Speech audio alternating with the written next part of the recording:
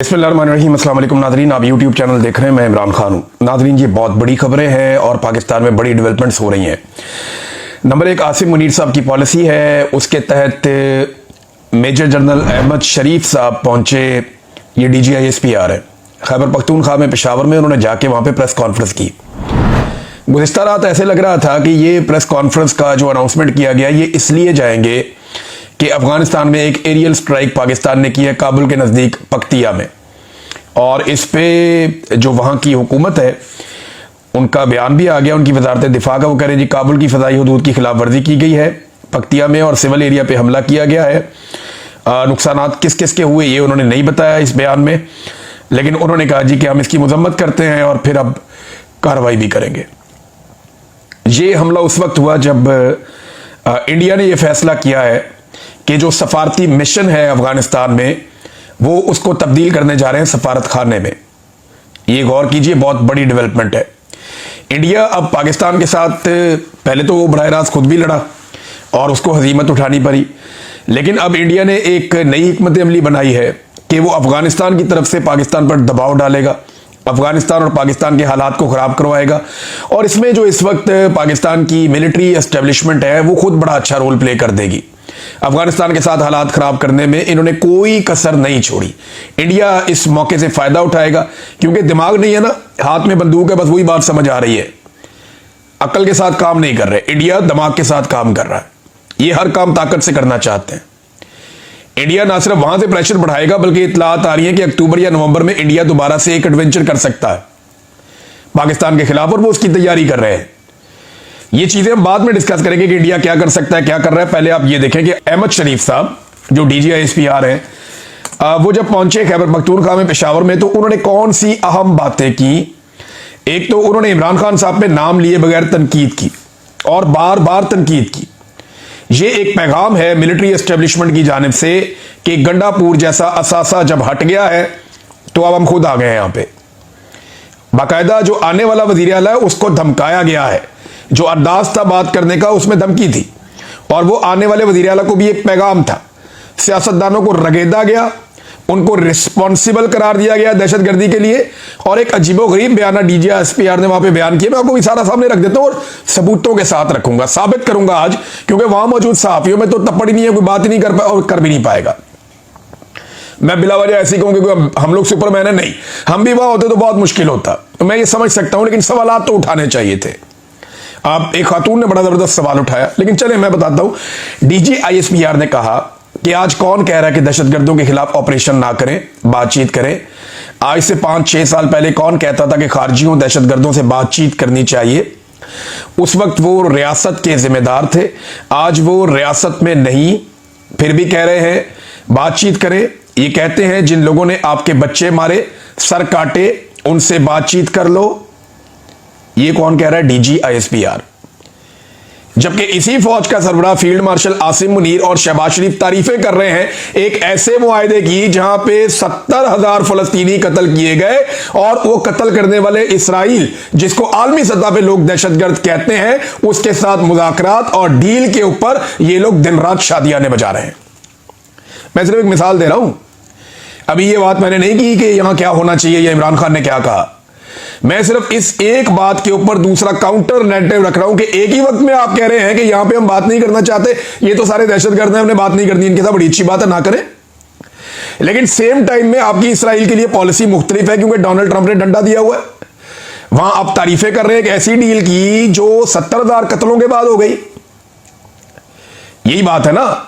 वहां के लोग अगर चाहते थे कि अमन हो फलस्तीन के लोग, तो यहां के लोग भी चाहते हैं कि अमन हो पाकिस्तान के लोग। अभी मैं ये नहीं कह रहा कि डील करनी है या क्या करना है क्या नहीं करना, लेकिन अब मैं आपको बताता हूं कि इमरान खान ने अपनी पूरी जिंदगी में कभी नहीं कहा कि दहशतगर्दों के साथ बैठ के बात करो या दहशतगर्दों के लिए रास्ता निकालो। ये अभी जितने भी इमरान खान साहब का बयानिया है, इमरान खान साहब क्या कहते हैं? अफगान हुकूमत के साथ बात करो, कबायली लोगों के साथ बात करो, जरगा बुलाओ, अफगानिस्तान के लोगों का भी, पाकिस्तान के कबायली लोगों का भी, और फिर खैबर पख्तूनख्वा की हुकूमत को इन्वॉल्व करो। ये इमरान खान कहता है। इसमें दहशतगर्द कहां से आ गए? इमरान खान कहता है कि दहशतगर्दी खत्म करने के लिए आपको गुफ्तगू भी करनी चाहिए आपस में तमाम फरीकैन के साथ। या सादा और कर लेते हैं इसको, इमरान खान कहता है मुतासरीन से बात करो, वो कब कहता है दहशतगर्दों से बात करो? इमरान खान तो नहीं कहता। हां, दहशतगर्दों से बात करो ये कौन कहता है, मैं आपको भी निकाल के सुना देता हूं, बल्कि आपको दिखा भी देता हूं। ये नाज़रीन आप स्टेटमेंट देखिए, ये स्टेटमेंट राणा सनाउल्लाह साहब का है और इस स्टेटमेंट के ऊपर इसकी तारीख भी लिखी हुई है। ये स्टेटमेंट है जी 7 जुलाई 2022। इमरान खान साहब की हुकूमत गिर गई थी अप्रैल के शुरू में ही 2022 में, तो मई जून जुलाई। इमरान खान की हुकूमत गिरने के 3 महीने के बाद उस वक्त का वजीर दाखिला राणा सनाउल्लाह, जो जनरल बाजवा का बेहतरीन, जनरल नदीम अंजुम का बेहतरीन साथी था, वो क्या कह रहा है? The parliamentary committee on national security unanimously agreed to continue talks with Tehreek-e Taliban Pakistan. All the politicians attending the meeting agreed on having a dialogue with the banned outfit. All the proceedings will be supervised by the parliament. ये राणा सनाउल्लाह कह रहा है। कब कह रहा है? इमरान खान की हुकूमत गिरने के 3 महीने बाद। वो कह रहा है हम टीटीपी से बातचीत कर रहे हैं, हमारा इत्तेफाक हो गया, हम टीटीपी से बात करेंगे। दहशतगर्दों से बात करने की policy general Bajwa, general Nadeem Anjum और ये राणा सनाउल्लाह और इसकी हुकूमत की थी। वो अपने मुंह से कह रहा है कि हमने दहशतगर्दों से बात की है, हमने ये फैसला किया। फैसला हो रहा है जुलाई में, इमरान खान की हुकूमत जा रही है अप्रैल में, डाल देते हैं इमरान खान पे कि वो लेकर आया दहशतगर्दों को। इमरान खान ने कल सवाल किया कि बताओ मैं कब लाया हूं दहशतगर्दों को, कौन से दहशतगर्द मैं लेकर आया हूं, बताओ ना, उनके नाम लो, बताओ कब लाया हूं, कौन से लाया हूं, किस तरह लाया हूं, बताओ। ये दहशतगर्द जब लाए जा रहे थे और इनके लिए बॉर्डर नरम किया जा रहा था तो मुराद सईद चिल्ला रहा था, खैबर पख्तूनख्वा के तमाम एमएनएस एमपीएस चिल्ला रहे थे कि ये मत करो। जब ये दहशतगर्द साउथ में आ रहे थे तो अली अमीन गंडापुर और उसके भाई चिल्ला रहे थे। गंडापुर ने यहां तक कहा कि हमारी पुलिस दहशतगर्दों को गिरफ्तार करती है, हमारी मिलिट्री एजेंसियां वो आती हैं और आकर छुड़वा लेती हैं कि ये हमारे असासी हैं, इनको छोड़ दो। अब आप बताइए, इसका जवाब दीजिए कि जब पुलिस ने बारहा ये कहा कि हम दहशतगर्दों को पकड़ते हैं, फौज आके छुड़वा के ले जाती है, अब हम क्या करें? बार बार कहा।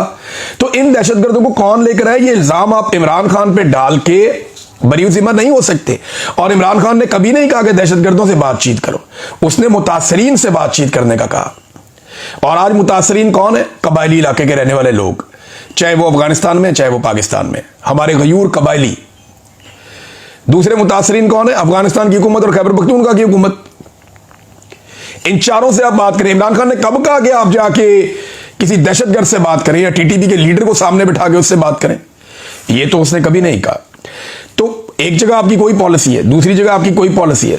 एक और स्टेटमेंट देखें डीजीआईएसपीआर का। इन्होंने कहा कि खैबर पख्तूनख्वा में जानबूझकर दहशतगर्दों और सहूलतकारों को जगह दी गई, खुमियाजा आवाम भुगत रहे हैं। किसने दी ये जगह? देखिए, इमरान खान पे आप ये इल्जाम लगाते हैं ना कि वो दहशतगर्दों को लेकर आए, तो ये पर्चा देना उसके ऊपर, फिर इसके अंदर उसको जेल के अंदर डाले ना। फिर आप ये कड़ियां छड़ियां क्या बेचती हैं? कभी घड़ी डाल देते हैं, कभी कहां मुंह काला करवाते हैं, कभी कहीं मुंह काला करवाते हैं। और भाई इससे बड़ा तो जुर्म कोई नहीं हो सकता, इस पे डालो पर्चा, ये मुकदमा चलाओ। ये मुकदमा ये इसलिए रियासत नहीं चला सकती कि ये जानते हैं कि दहशतगर्दों को कौन लाया, और ताने बाने सीधे जनरल नदीम अंजुम और जनरल बाजवा पे जाएंगे। और जब नदीम अंजुम को और जनरल बाजवा को उल्टा लटकाया जाएगा तो सारी कहानी खुल जाएगी। वो सारी कहानी बता देंगे किसने क्या किया और किसने मेरे से क्या काम करवाया और कौन किस जगह पे कितना इन्वॉल्व था और ये लड़ाई किस लिए बढ़ाई जा रही है। मादनियात का क्या किरदार है, अमेरिका को कैसे राजी करना है, एक नई लड़ाई जो है डॉलरों वाली, उसके अंदर कैसे मुल्क को झोंकना है। ये वहां के मकामी लोग भी कहते हैं और बार बार कहते हैं। तो दहशतगर्दों को कौन लाया ना। अब ये नई आने वाली हुकूमत को भी दबाया डीजीआईएसपीआर ने, उनको भी धमकाया। ये जरा आप स्टेटमेंट देखें। पख्तूनख्वा में जो दहशतगर्दी है इसके पीछे सियासी और मुजरिमाना गठजोड़ है, ये भी उन्होंने कहा। सियासी और मुजरिमाना गठजोड़ है, यानी पाकिस्तान तहरीके इंसाफ, वहां पे लोग उन्हें वोट डाल रहे हैं। खैबर पख्तूनख्वा के लोग दहशतगर्दी से मुतासर हैं, दहशतगर्दी से तंग हैं। उन्होंने परवेज खटक को दौर में वोट डाला, पीटीआई को। 2018 में उससे ज्यादा वोट डाला पीटीआई को। 2024 में उससे ज्यादा वोट डाला पीटीआई को। अगर फौज की पॉलिसी ठीक होती तो इतना वोट तो ना पड़ता पीटीआई को, फौज को पड़ जाता या फौज की जमातों को पड़ जाता। भाई ये वाइट सूबा है ना, जहां पे वोट लोगों ने गिनवा भी दिया बैठ के कि नहीं हमने अपनी हुकूमत लेनी है। बाकी जगह पे तो इन्होंने 2 नंबरी कर दी, फॉर्म 47 जालसाजी कर दी, लेकिन खैबर पख्तूनख्वा में इतना सख्त रिएक्शन था कि यहां पे 2 नंबरी भी नहीं कर सके। फॉर्म 47 जारी किए, लेकिन इतनी बड़ी तादाद में लोगों ने यहां पे सब कुछ होने नहीं दिया। अब खुद बता रहे हैं DGSPR के 14,500 से ज्यादा ऑपरेशन किए गए। सवाल यह है कि 14,500 ऑपरेशन करके आप अमन कायम नहीं कर सके तो वो फॉर्मूले पे आ जाए ना। आप जो मुतासरीन हैं उनसे बात करें, उनके साथ बैठें। अगर आपकी पॉलिसी काम कर रही होती तो आज बलूचिस्तान में अमन ना होता। वहां पे तो आपकी अपनी हुकूमत है, आपके अपने कठपुतली पिछले कई दहाइयों से बैठे हुए हैं। बलूचिस्तान का तो बेड़ा गर्क कर दिया, वहां अमन ही नहीं है। अगर फौज के कंट्रोल में बलूचिस्तान की तरह खैबर पख्तूनख्वा दे दिया तो खैबर पख्तूनख्वा की भी वही हालत हो जाएगी जो आज बलूचिस्तान की है, क्योंकि वहां पे फौज की पॉलिसी चलती है। बेड़ा गर्क हो गया वहां पे, कोई वहां पे सरकार हुकूमत आई नहीं, कोई सरकार आई नहीं वहां पे, वहां पूरा कंट्रोल है। कोई वहां बंदा जा ही नहीं सकता, आप रात को ट्रेवल नहीं कर सकते, इंटरनेट वहां पे बंद है, मोबाइल वहां पे बंद है। वहां सिर्फ एक ही काम हो रहा है, मादनियत निकालो पचाओ बस। अमेरिका को कंसाइनमेंट दिया बहुत बड़ा, और भी दे देंगे ट्रंप को राजी करने के लिए। तो बात यह है कि बलूचिस्तान की जो हालत हो गई है, वहां तो मिलिट्री एस्टेब्लिशमेंट का पूरा कंट्रोल है, सियासी वजूद ही नहीं है। तो क्या यही हालत करनी है खैबर पख्तूनख्वा की भी, कि यहां से सिर्फ मादनियात नहीं निकलेंगी और लोग सिसकते रहेंगे, लोग अजीबोगरीब जिंदगी गुजारते रहेंगे। बलूचिस्तान के हालात आप देख लें, नोगो एरिया बन गया है, कच्चे के हालात आप देख लें। रात के वक्त गाड़ियां नहीं अब गुजरती सिंध से पंजाब के बीच में, गुजरती हैं तो उनको स्क्वाड किया जाता है आगे पीछे, ये पुलिस की बहुत सारी गाड़ियां लगा के, कमांडोज की। अब वो नोगो एरिया बना हुआ है जी, कच्चे का इलाका भी, वो बड़े लीथल हो गए हैं डाकू। TLP पंजाब में इस वक्त सड़कों पे है, कश्मीर में दोबारा लड़ाई शुरू हो गई है और कश्मीर में उन्होंने फिर पर्चे देना शुरू कर दिए। मुजफ्फराबाद के SHO की मुद्दईयत में शौकत नवाज मीर समेत बहुत सारे रहनुमाओं पे मुकदमा दर्ज हो गया कि नीलम पुल के ऊपर इन्होंने ये किया वो किया, वो कत्ल के, इक़दाम कत्ल के और दीगर मुकदमा दे दिए। वादे शादे कोई पूरे नहीं किए, इन्होंने दोबारा चढ़ाई कर दी। पूरे पाकिस्तान में पाकिस्तान की मिलिट्री एस्टेब्लिशमेंट ने जंग लगाई हुई है। पंजाब के अंदर इन्होंने तय किया तरीके लब्बैक से, ये पुरअमन तरीके से आगे अपना आप एहतजाज कर लीजिएगा। अब वो सड़कों पे निकले हुए हैं, देव मार कुटाई चल रही है हर जगह पे, बंदे कत्ल भी हो गए, बहुत सारे जख्मी भी हो गए। वो रिजवी बरादरान भी आ गए, वो सड़कों पे आगे की तरफ बढ़ रहे हैं, पुलिस उन्हें रोक रही है। पूरे इस्लामाबाद में रास्ते बंद किए हुए हैं, पंजाब में रास्ते बंद किए हुए हैं, कंटेनर लगाए हुए हैं जगह जगह पे, और ये एक नया तमाशा पूरी दुनिया को दिखा रहे हैं। IMF के साथ इनकी जो डील हो रही थी, वो जो एक डील होती है स्टाफ लेवल, वो अभी तक साइन नहीं हुई, उसकी इनको अलग परेशानी है। इकोनॉमी का बेड़ा गर्क कर दिया। पाकिस्तान में गिलगित बल्तिस्तान से लेकर कराची तक, गवादर तक इन्होंने पाकिस्तान के हालात पर बात कर दी। और ये सियासतदानों पे कैसे इल्जाम लगा सकते हैं? ये सारे फैसले मिलिट्री एस्टेब्लिशमेंट के थे और उन्होंने ये फैसले किए। और अब मिलिट्री एस्टेब्लिशमेंट का फैसला है कि खैबर पख्तूनख्वा पे उन्हें पूरा कंट्रोल चाहिए। अब ये पूरा कंट्रोल करने के लिए सुहेल अफरीदी एक रुकावट है। PTI के अंदर मुख्तलिफ लोगों को यकीन दिलाया जा रहा है कि तुम्हें वज़ीर आला बनवा देते हैं, तुम्हें बनवा देते हैं, कोई 10 बंदे इकट्ठे कर लो, 8 बंदे इकट्ठे कर लो। वो सारे लोग हाथ खड़े कर देते हैं, जनाब इमरान खान जब तक नहीं कहेगा हम कैसे बन सकते हैं, इमरान खान को मनाया जाए। इमरान खान को जाकर बात की, जनाब KP में हुकूमत गिर जाएगी, सुहेल अफरीदी का नाम तब्दील करें। इमरान खान ने कहा गिराओ हुकूमत, नहीं तब्दील करता, साफ कहा उसने। वो नहीं मानता ये बात, वो कहता है हुकूमत गिरती है गिरे, मैं सुहेल अफरीदी को भी तब्दील नहीं करता। सुहेल अफरीदी को बाकायदा ये कहा गया कि मिलो आके, उन्होंने कहा पहले इमरान खान से मिलूंगा फिर किसी और से, और इमरान खान की इजाजत से मिलूंगा, वैसे नहीं मिलूंगा। अब ये बंदा कैसे सूट हो सकता है एस्टेब्लिशमेंट को? गंडापुर तो जब मर्जी गायब होकर जिसको मर्जी मिल लेता था। सुहेल अफरीदी को जब पैगाम दिया गया कि आकर मिलो, को बातचीत करें और रास्ता निकालें, उसने कहा जी पहले अपने लीडर इमरान खान से मिलूंगा, उसकी इजाजत मिलेगी तो फिर किसी और से मिलूंगा, वरना नहीं मिलूंगा। गंडापुर को यह करना चाहिए था, गंडापुर ने यह नहीं किया। लेकिन सुहेल अफरीदी की नामजदगी के बाद ये DGSPR का वहां जाकर प्रेस कॉन्फ्रेंस करना, यह पैगाम है कि कुछ और कर दिया जाएगा, तो करके देख ले। खैबर पख्तूनख्वा में एस्टेब्लिशमेंट की पॉलिसीज को इतने लित्तर पड़ने हैं कि इनकी पॉलिसी सोच जाएगी जो खैबर पख्तूनख्वा के अंदर लोगों ने करना है इनके साथ। और अभी कश्मीर के अंदर भी होना है, GB के अंदर भी होना है, पंजाब के अंदर लोग भरे बैठे हैं। सैलाबज़दा इलाकों में इमदाद के लिए बगैर सिक्योरिटी के ये लोग नहीं जा पाते। लोग इतने भरे हुए हैं और इतने तकलीफ में, कोई काम इनका सीधा नहीं हो रहा। जिसको ट्रंप को खुश कर रहे थे उसको नोबेल पीस प्राइज भी नहीं मिला। अंदाजा करें आप। वो ये तो ट्रंप को खुद समझ होनी चाहिए थी कि इनके ऊपर मनुसत आई हुई है। जो खुद ही मनूस हैं, जिनके ऊपर मनुसत आई हुई है, उनसे नॉमिनेट हो रहा है वो। नेतन्याहू भी हार गया, शहबाज शरीफ भी हार गया, दोनों पार्टनर हार गए। नेतन्याहू और शहबाज शरीफ की जो मुश्तरका ख्वाहिश थी वो पूरी नहीं हुई। डोनाल्ड ट्रंप को अमन का नोबेल पीस प्राइज नहीं मिल सका। ये जो अमन का पीस प्राइज है ये मिल गया एक खातून को वेनेजुएला से, और ये नॉर्वेजियन नोबेल कमेटी ने एलामिया जारी कर दिया। उन पर इंतखाबात में हिस्सा लेने पर पाबंदी लगाई गई। जमात इलेक्शन जीती लेकिन उनके मैंडेट को नहीं माना गया। साथियों और कारकुनों के खिलाफ क्रैकडाउन किया गया। जमहूरी हुकूक, अवामी मैंडेट, अवामी बालादस्ती और जमहूरियत के लिए जिद्दोजहद के एतराफ में वेनेजुएला की अपोजिशन लीडर मारिया कोरिना को इस बरस का अमन का नोबेल इनाम दिया जाता है। अगर ये क्राइटेरिया है तो इमरान खान तो इसके ऊपर बहुत जबरदस्त तरीके से पूरा उतरता है। जो जुल्म और जबर इमरान खान साहब और उनकी जमात के साथ किया गया उसके सामने तो ये वेनेजुएला में कुछ भी नहीं हुआ। लेकिन चले, इमरान खान को नहीं मिला, एक और हकदार को मिल गया। लेकिन डोनाल्ड ट्रंप को अमन का नोबेल इनाम नहीं मिला। वो काफी मायूस है इस वजह से। उसका एक स्टेटमेंट भी आया कि मैंने तो 8 जंगें रुकवाई हैं। तो डोनाल्ड ट्रंप ने बड़ी कोशिश की, नेतन्याहू और शहबाज शरीफ ने उनके लिए बड़ी कोशिश की, लेकिन दोनों दोस्त जो हैं वो कामयाब नहीं हो सके और डोनाल्ड ट्रंप को अमन का नोबेल इनाम नहीं मिला। डोनाल्ड ट्रंप को सोचना चाहिए था कि किन से वो सिफारिशें करवा रहा है। ऐसे सिफारिशी जब कोई सिफारिश करें तो काम उल्टा ही होता है। नाज़रीन, अफगानिस्तान पर जो एरियल स्ट्राइक हुई उसके ऊपर जब सवाल किया गया DGISPR से, तो DGISPR ने उस पर वजाहत के साथ जवाब नहीं दिया।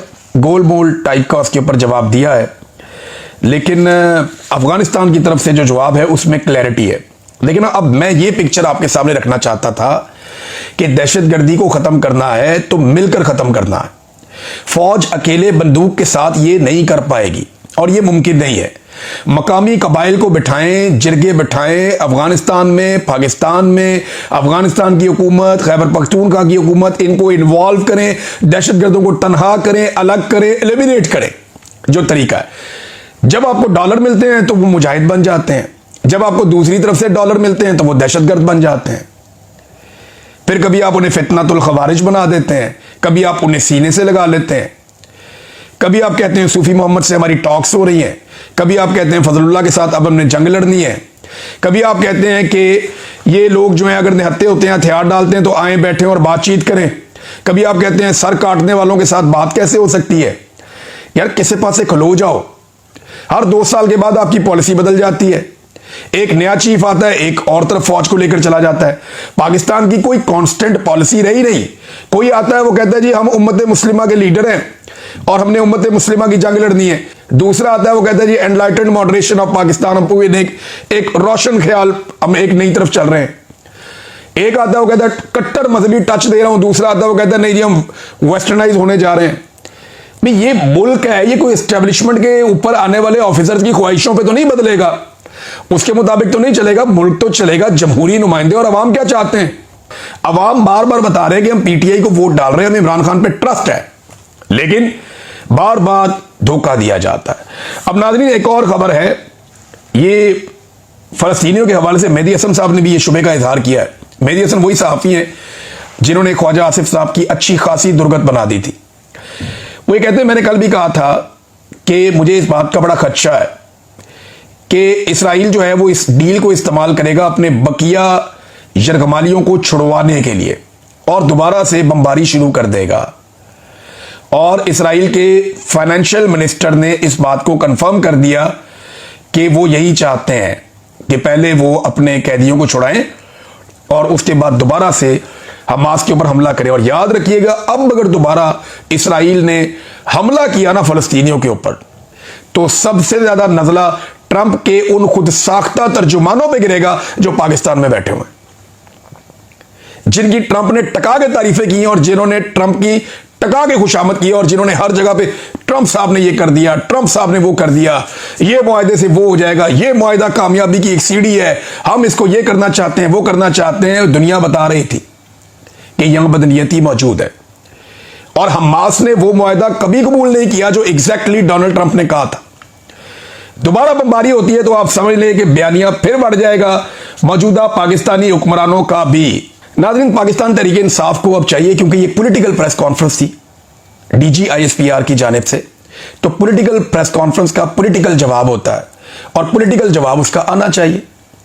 यानी अब ये जिम्मेदारी है उमर अयूब साहब की, ये जिम्मेदारी है शिबली फराज की, असद कैसर की, जुनैद अकबर की, खास तौर पे शानदाना गुलजार साहब है वहां पे, बाकी जो खैबर पख्तूनख्वा के लोग हैं जिनको सियासी दहशतगर्दों का गठजोड़ करार दिया गया, जिस पॉलिटिकल पार्टी के लीडर के ऊपर इतने बड़े बड़े इल्जामात लगाए गए, हालांकि जब वो हुकूमत में था एक भी तालिबान वापस नहीं आया, और जब उसकी हुकूमत गिर गई तो उसके बाद पॉलिसी पहले बनाई गई जुलाई में, और जुलाई के बाद से तालिबान आना शुरू हो गए, और वो चिल्लाता रहा, उसके साथी चिल्लाते रहे कि ये मत करो, और इन्होंने कर दिया बगैर किसी मुशावरत के, बगैर किसी कंसेंसस के। ये अंधाधुंध फौज के कहने के ऊपर तालिबान लेकर आ गए पाकिस्तान में। उस वक्त की मिलिट्री की आदत ये चाहती थी। इसमें अगर लटकाना है और पकड़ना है तो जनरल बाजवा को और जनरल नदीम अंजुम को पकड़े। जनरल फैज पहले ही आपके पास है, उससे पूछेंगे क्यों तालिबान को लेकर आए पाकिस्तान में। एक और नाज़रीन जो खतरा है वो खतरा यह है कि action and aid of civil power, ये एक कानून है, ऑर्डिनेंस है खैबर पख्तूनख्वा में। अगर इसको खत्म कर दिया गया तो फौज के पास खैबर पख्तूनख्वा में खुद से ऑपरेशंस करने का इख्तियार कानूनी तौर पे खत्म हो जाएगा, और ये सुहेल अफरीदी ने आके कर देना है। देखिए 3-4 गारंटीज इस वक्त मिलिट्री एस्टेब्लिशमेंट चाहती है। नंबर 1 मादनियात वाला बिल, नंबर 2 मिलिट्री ऑपरेशन, नंबर 3 ये जो action and aid and civil power वाला बिल है ये मौजूद रहे, और कुछ चीजें और हैं जो वो चाहते हैं खैबर पख्तूनख्वा में मौजूद रहे। इनके खिलाफ तो कोई भी पार्टी नहीं जा सकती। इस वक्त अपोजिशन ने इतनी सी भी कोशिश नहीं की कि वो अपना वजीर आला लेकर आए। उन्हें पता है कि वो फैसले वो भी नहीं कर पाएंगे, लिहाजा पीटीआई को ही आने दो। और पीटीआई के अंदर इमरान खान ने जिसके ऊपर उंगली रखनी है, चाहे सुहेल है या कोई भी है, वही वजीर आला खैबर पख्तूनख्वा बनेगा। कोई और एडवेंचर अगर करना है एस्टेब्लिशमेंट ने तो करके देख ले। इससे पहले जो इन्होंने कामयाबियां समेटी हैं पाकिस्तान में, ये और समेट लें। ये खैबर पख्तूनख्वा को बलूचिस्तान बना देंगे अगर इनकी बात सुनी तो। अब तक के लिए इतनी, अपना ख्याल रखिएगा, अपने चैनल का भी। अल्लाह हाफिज़।